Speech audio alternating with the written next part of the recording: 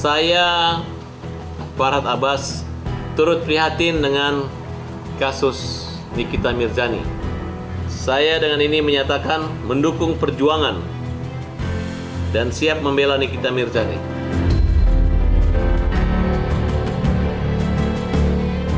Kalau kalian tanya, percayakah Bang Rasman kepada mulut seorang Nikita Mirzani? Jawabnya tidak percaya.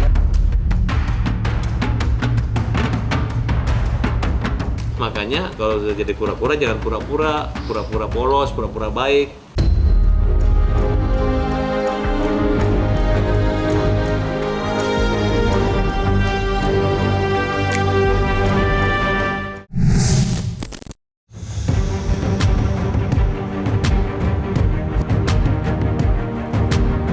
Polemik ibu dan anak antara Nikita Mirzani dan buah hatinya, Loli, belakangan ini benar-benar menyedot perhatian masyarakat dari segala penjuru. Bukan hanya dari kalangan warganet, sederet praktisi hukum kenamaan tanah air pun tak ketinggalan bersuara dan mengutarakan pendapatnya terkait kisruh ini. Terbaru, giliran advokat Farhad Abbas lah yang ikut angkat bicara. Di depan awak media, Farhad Abbas mengaku turut prihatin dengan apa yang terjadi selama ini. Tak tanggung-tanggung, pengacara yang kerap memanggil dirinya dengan sebutan pembela kaum lemah itu bahkan mengakui siap terjun langsung bila jasanya dibutuhkan Nikita Mirzani. Namun yang tak kalah mencolok perhatian, Farhad nampak tak lupa menyelipkan sentilan pedas kepada seterunya, Rasman Arif Nasution, yang kini ditunjuk sebagai kuasa hukum Fadil Bachide.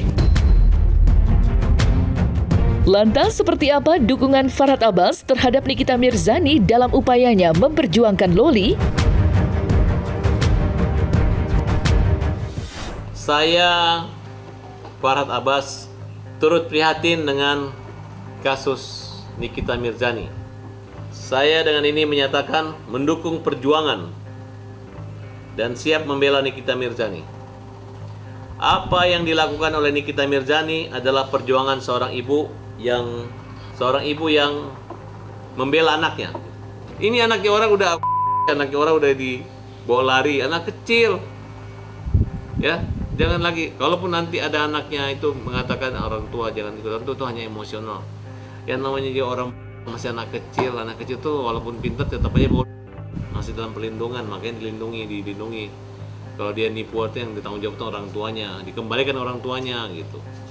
Nah sekarang yang salah ini ada ibu-ibu, suami istri, ibu kura-kura, bapak kura-kura. Makanya kalau sudah jadi kura-kura jangan pura-pura polos, pura-pura baik.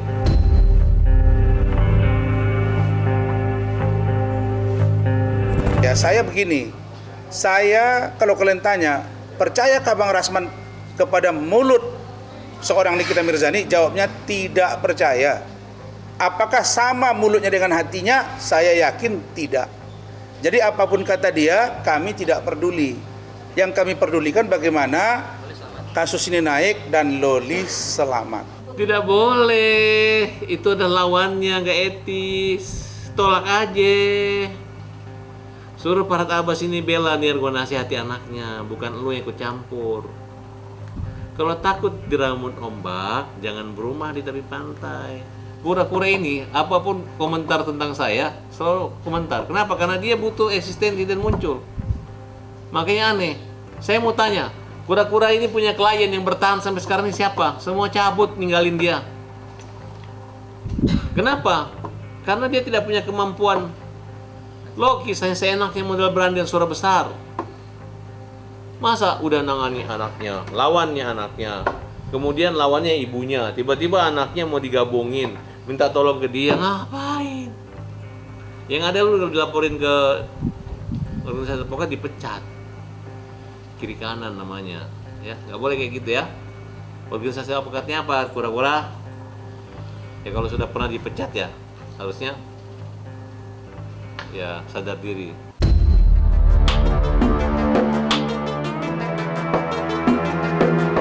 Berbagai bentuk dukungan memang tak berhenti mengiringi perjuangan Nikita Mirzani untuk menuntut keadilan bagi sang buah hati. Selain dari Farhad Abbas, bentuk dukungan nampak hadir pula dari advokat kawakan Hotman Paris Hutapea.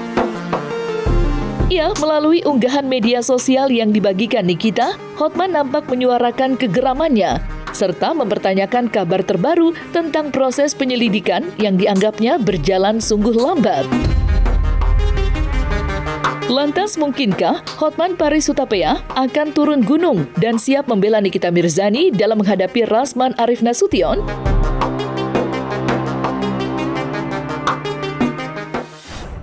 Bapak Kapolres Jakarta Selatan, kasus pengaduan laporan polisi dari Nikita terkait putrinya Loli, seluruh masyarakat memperhatikan dan jelas-jelas Loli adalah anak di bawah umur. Kalau memang ada hubungan antara laki-laki dewasa dengan cewek di bawah umur, itu sudah merupakan tindak pidana yang sangat serius dan itu bukan delik aduan. Sekali lagi, itu bukan delik aduan, apalagi sekarang sudah diadukan. Kenapa Bapak Kapolres Jakarta Selatan belum melakukan penahanan? Bapak Propam Polda Metro Jaya, Bapak Propam Kabid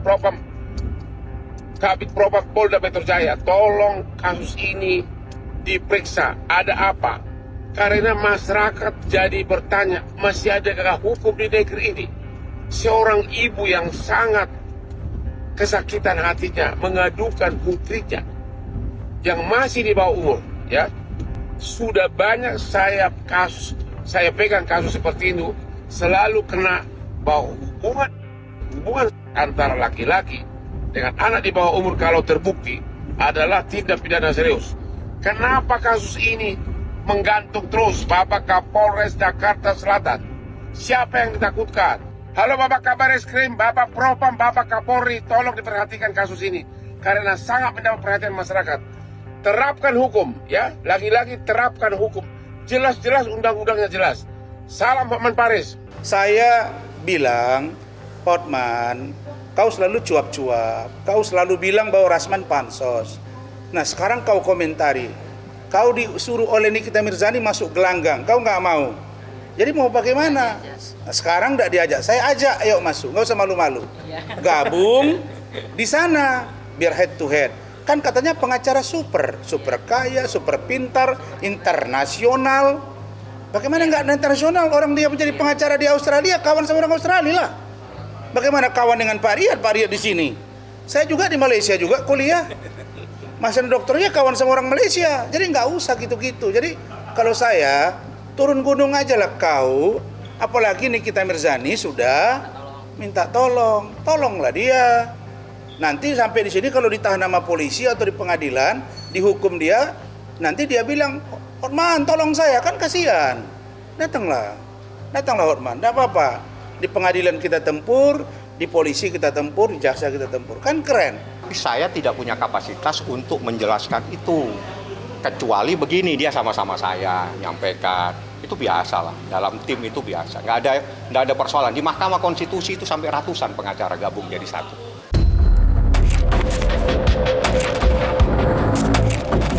Terlepas dari semua itu, Nikita Mirzani harus pula menghadapi Rasman Arief Nasution dalam polemik hukum lainnya. Seperti diketahui, beberapa waktu lalu, Rasman telah resmi membuat laporan untuk Nikita Mirzani atas tudingan penganiayaan. Dan pada tanggal 14 Januari 2025 kemarin, Rasman pun kembali menyambangi Polres Jakarta Selatan untuk menindaklanjuti laporannya. Dalam kesempatan itu, Rasman pun mengaku jika ia meyakini posisinya semakin kuat. Apalagi selain membawa bukti rekaman CCTV, Rasman dibekali pula dengan pengakuan Nikita Mirzani. Lantas, seperti apa penjelasan Rasman terkait hal itu? Serta bagaimanakah pula tanggapan Farhad Abbas?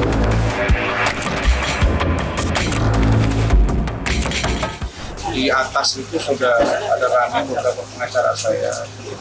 Jadi prinsipnya dengan tim ada Pak Riha, jumlahnya ada 33 orang yang menjadi kuasa hukum saya di kasus ini.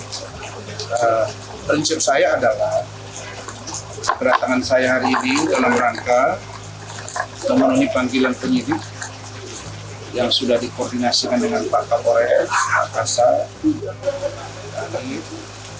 untuk saya diperiksa sebagai korban dan sekaligus pelapor terhadap penganiayaan yang dilakukan oleh saudari Nikita Mirzani Mawardi kepada saya beberapa hari yang lalu, dan itu sudah diakui juga oleh yang bersangkutan. Bang, apa aja bang? Bukti baru nggak? Bukti baru apa aja? Ada, lengkap. Total ada berapa bang bukti bang? 6. Ada video saya, video pertama video saya waktu pukul udara, kemudian video saya setelah pulang dari RSPP Rumah Sakit Pusat Pertamina, ada di wawancara media, kemudian keterangan saksi dari saya ada 2 orang, kemudian video dari NM sendiri yang mengaku telah saya. Bang, tapi kan selain melaporkan juga dilaporkan. Ya itu silakan, kalau mau lapor yang jelas Niki dikeroyok. Dan itu laporannya, ada buktinya, ada CCTV-nya. Orang lain melapor di Indonesia itu adalah hak untuk membuat laporan di kantor polisi. Kalau ada oknum pengacara yang hadir di situ, itu adalah wajar kalau kena semprot ataupun kena pukul ataupun kena cakar. Karena secara etika pengacara itu kalau udah menangani satu pengacara, jangan lagi membujuk atau menerima klien yang adalah anak daripada lawannya gitu. Nggak boleh double gitu. Tujuannya apa? Kalau ada emosional sesaat, ya kalau ada terjadi ribut kemudian dicakar, siapa suruh? Makanya kalau pengacara itu jangan bawa-bawa istri kalau kerja. Ya, istri simpan di rumah. Kalau bawa istri di rumah tiba-tiba nanti istrinya dikena gaplok, ya udah resiko pekerjaan.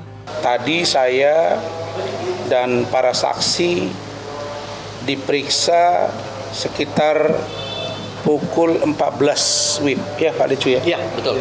Dan 1,5 jam saja sudah selesai karena tim yang berjumlah banyak ini, saudara-saudara sekalian, saya hanya meminta satu hal, agar kasus ini diproses dengan cepat, dan hari ini sudah terbukti berkat kejelian dan kemampuan yang handal dari para tim yang dipimpin Pak Lejo dan Pak Tommy, Pak Rihad ini, maka saya yakin dan percaya kalau hari ini bisa cepat, maka pemeriksaan terhadap Nikita Mirzani juga akan cepat, penetapan seperti apa ke depan juga akan cepat.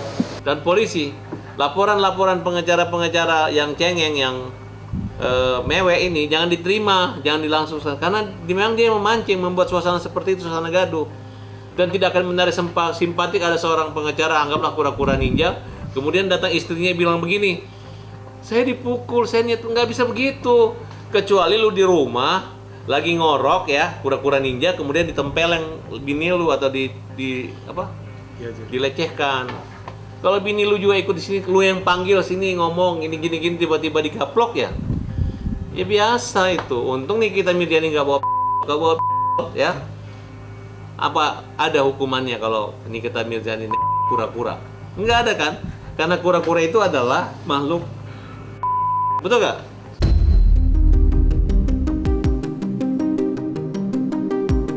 Di sisi lain, serangan bertubi-tubi nampak hadir pula dari seteru Nikita Mirzani yang berbeda, yakni Fitri Sahuteru. Selain berancang-ancang melayangkan laporan polisi terhadap Nikita Mirzani atas tudingan Undang-Undang ITE, Fitri pun tak berhenti membongkar semua dugaan kebohongan Nikita Mirzani. Ia mulai dari keaslian dari harta Nikita hingga berbagai tudingan miring Nikita terhadap Rasman Arif Nasution. Dan terbaru, tudingan hubungan tidak sehat antara Antonio Dedola dan Loli yang habis dikuliti Fitri Sahuteru. Pasalnya, Fitri menguak jika semua isu dan spekulasi terkait hal itu hanyalah bualan kosong hasil fabrikasi belaka. Dari awal, dia memang mencoba menggiring cerita seolah anaknya ada hubungan sama Tony, biar anaknya dibully. Dan saya sempat marah waktu itu karena nggak percaya dan nggak mungkin. Lalu yang terjadi, sayalah penjahatnya. Tulis Fitri Sahuteru lewat media sosialnya.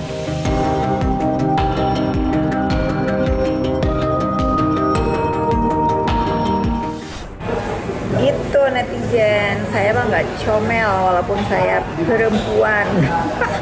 Tapi ini nggak ngajak-ngajak kalian ikut speak up atau Bang Hotman ikutan speak up. Saya mah sendiri aja ya, sendiri aja. Kalau kalian bertanya atau menuduh ya, nggak usah menduga-duga ya. Walaupun saya sedang menegakkan informasi yang berimbang dan saya sedang berurusan dengan manusia tukang teror, tapi saya tidak sekonyong-konyong menuduh ya. Saya menyerahkan apa yang terjadi terhadap diri saya, baik teror di dunia nyata atau di dunia maya atau laporan ITE, saya akan berjalan adil karena saya pun berhak mendapat keadilan netizen. Nggak ngajak-ngajak Bang Hotman untuk speak up ya. Fitri. Mendingan bagusin badan nih kayak gue pilates biar nggak ngedoyoi, biar enak, biar lakinya nggak kemana-mana ya, sering-sering biar fresh.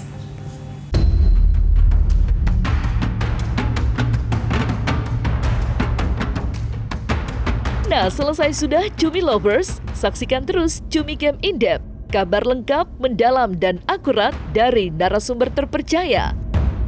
Dan jangan lupa untuk like, subscribe, dan juga share channel YouTube Cumi Cumi.